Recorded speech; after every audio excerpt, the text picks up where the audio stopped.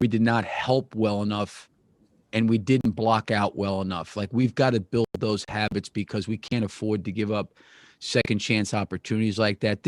I think this was really good for us because, we got our ass kicked in a lot of ways, which was good. But I think it also gives us a point of reference from the standpoint of the things that we've got to focus on and where we've got to get better, and playing against somebody else and doing that was good. But forget about like the discipline of the game plan. It was more, the things that you're going to have to do in every single game. Like, you got to block out every game. You got to get back in transition. You got to communicate. You got to guard the ball. You got to provide help. Like, we just did not do a good enough job and react well enough in those situations. And in fairness to our guys, listen, we've had 4 days of contact practices, 2 non-contacts, and we're playing. And that's not an excuse, but it gives us something else that we can look at that we can try to improve upon. Cody Westerlund, you got the next question, so go ahead, please. Billy, you talked a lot all week about moving and cutting on offense to create shots. How did you think your guys did that in the first night in the new system? I thought we really tried to do that. I didn't think that we read their switches very well. We were going down and screening. It was switching. I thought we generated some good shots. I think for Gaff and Wendell, I think positions and areas they caught the ball to kind of facilitate offense for us. There was times it was really good. There was times they got too deep and they turned the ball over. I thought the biggest thing for us offensively tonight is we had too many turnovers. I think we dug ourselves a hole in that first half because I don't know what it was, but they had an enormous amount of points. They really converted off our turnovers. And the other thing, too, is I think they had 26 points in the first half in the paint, but the turnovers killed us, in terms of getting any kind of rhythm and flow. And a lot of that was the moving and the cutting. Like, listen, the more ball movement you have, the more cutting you have, the more you do that, you're going to make yourself susceptible for turnovers. And I thought there was times where, like I said, we did a pretty good job of cutting, and there was some other times I think we needed to do a better job. But this will be good because we went against some switching yesterday in practice. We tried to work a little bit against switching, but it's an area that we'll have to get ready for and do a better job of handling than we did today. All right, Joe Cowley, go ahead. Billy, Patrick Williams looked kind of like the hype all week that we heard from guys. He looked pretty fearless as far as guarding whoever he needed to guard, and his float game. He showed a little bit of the float game. He looked pretty confident as far as getting the spots for a guy that didn't have summer league or rookie minicamp. What was your impression of him? And on a night that there wasn't much good, is that one of the things you could say, hey, you know what? The Rook showed something. Yeah, no, I think he's got a chance to be a really good player. Joe, I think the one thing with him is, he, I think, has a really good feel for the game. I mean, he very, very rarely forces shots. He makes good decisions. He's a good passer. We try to put him in some pick and roll situations. To your point, he is really, really good when he gets into that, elbow paint area where he can shoot those, one-handed lean-in shots. He's very good at that. I thought he played very, very well considering the fact, like you said, there was no, real summer league or build up to training camp, and he had to kind of come here after the draft and kind of get started. I thought he did a really nice job tonight. Billy, Jamal Collier's got the next one here, so go ahead, Jamal. Sure. You talked about Wendell's shooting kind of leading up to this, and he was obviously aggressive, letting it fly. But what did you think about his night just overall? And do you think that's the thing that teams are going to sort of still live with right now, is sort of letting him have some space to shoot a three right now? I think so.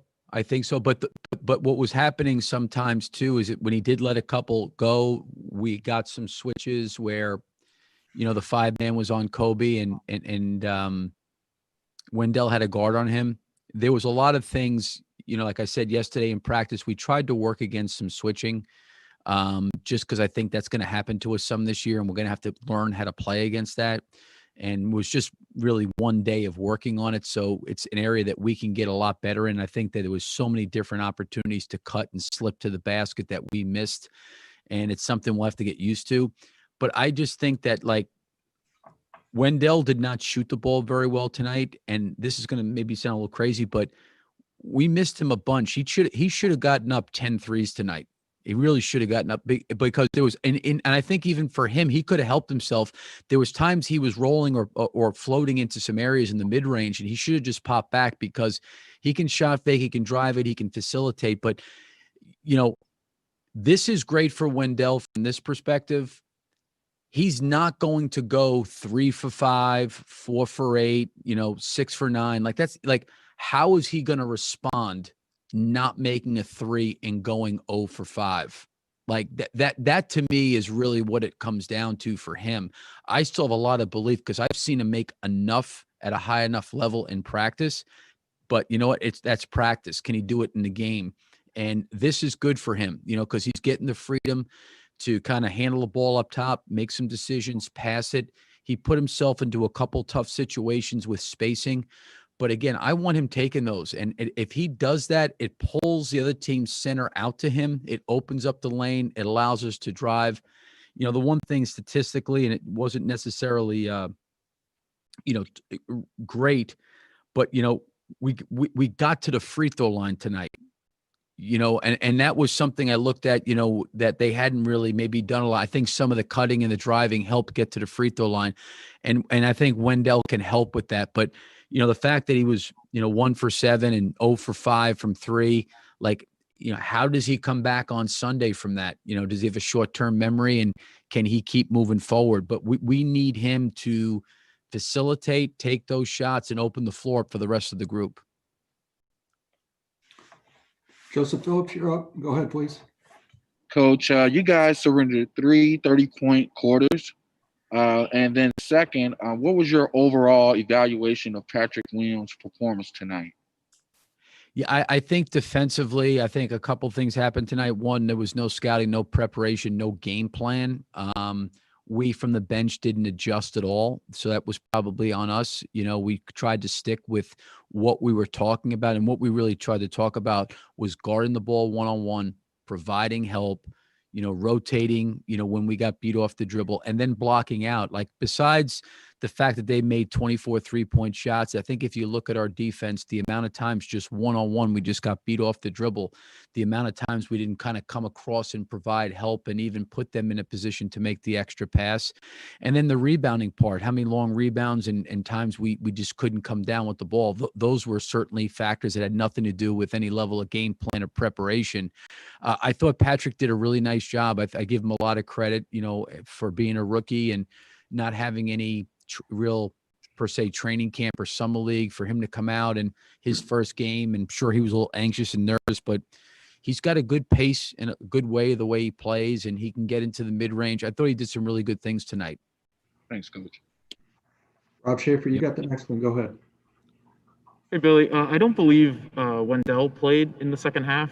Was that something that you planned going in, or did that kind of develop as the game went on? No, I kind of had planned that Otto and him were the two guys I was going to try to hold out. I wanted to maybe give Lowry and Zach a little bit, and Kobe a little bit of more run there in the third quarter. But, just looking down at the stat sheet, I thought the minutes for the most part were pretty, evenly distributed. I wanted to get Otto a good run in that first half. I think playing him 19 minutes probably was too much. I gave him a couple quick breathers and got him back in there, but I knew I was going to sit him. And the same thing with Wendell. I wanted to, kind of get him, quite a bit of minutes and early in that half and then sit him. And those are the two guys I knew going into it that were not going to play in the second half. You mentioned Lowry. He's another guy whose stat line I think ended up actually pretty good tonight. What'd you see from him? Yeah, I think we got to help each other offensively. And I think I said a little bit earlier, the more cutting and the moving you're trying to do, like Larry got a lot of different things. We started off the game. He played in a 4-5 pick and roll with Wendell. He came off some staggered screens. He had some pick and pops. He, had a few drives. Just trying to keep him engaged in a lot of different ways. He made some shots in the third quarter, before he came out. But I thought he tried to do some things like I thought offensively we really tried to play the right way, and we tried to do the things that we've been working on. I thought the turnovers really, really hurt us. I think there was some opportunities, like I said, to take advantage of some switching. And then I think the other thing too was our ability to, rebound the basketball, and our ability to, help each other on defense and then get out and transition. I think that, we got to look at the things that you're going to like. I try to view it from the perspective, what are the things you have to do every single night? Doesn't make a difference who you're playing against. Forget the scouting and the fact that they made 24 threes. I'm not worried about that. That's probably more on me because we didn't even watch any film and we just wanted to focus on but the things that we focused on, we need to be much, much better at. And those are the things like I mentioned earlier. All right. Looks like this is the last question we got. So Darnell, why don't you finish it up for us, please? Yeah, Billy, just piggybacking on the defense, you mentioned at the top that you guys are sticking to a base defense right now. But in your mind, what does that look like as you continue along in this thing and how you want to implement what you want to do defensively and sort of get it more intricate as you go along? What does that look like? Well, I think the first thing, actually I mentioned the rebounding, I mentioned the help, I mentioned getting beat off the dribble. I think the first thing is we got to fight harder on screens, especially pick and roll screens, whether we go on over or under, we got to do a better job of that. There's going to be times like Cousins, a lot of times got left open and some of their fives got left open. We're going to have to evolve into a situation where we break those coverages off and it becomes a late switch where the guard's running back to the big and the big is taking the guard. We're going to have to get to that point. We're going to have to get to some switching and some late, what I would call, pick and roll coverage. We kind of stayed in coverage. We wanted our bigs to get back to shooters. There was times tonight that we probably should have late switched and got back, but I wanted our guards and our guys on the ball fighting on screens. I didn't think we did that well enough, in terms of competing on the ball. We got to fight harder on screens to get over them and get back on the ball so we can get our big back. If you look at the amount of threes they got, a lot of it was because we never really got back on the ball. We didn't fight hard enough on the ball. And then what happened was our big was late getting back out to the shooters. There are certain situations where your guard does fight. And some of these guards, bigger guards, they hold you and they keep you on their hip and they go downhill. And there's times you got to break it off and you got to switch. So I think we can do a better job of fighting on screens. I think we can do we've got to, I think staff wise on us as a coaching staff, start to involve some late switching. And we really have tried to, the 4 days we've had competitively is to try to build a foundation of competing and fighting and working and fighting over screens, just to see if we can do that first. And then I think we go from there as it relates to what kind of adjustments we want to make depending on what kind of personnel and teams we're playing against. Gotcha. Thank you. Yep. All right, Coach, that concludes tonight's availability. So thanks for your time. And then. Okay. Thank you. Thanks, Billy. Thank you, guys. If everybody else can sit tight, we'll have a player here shortly. So thanks.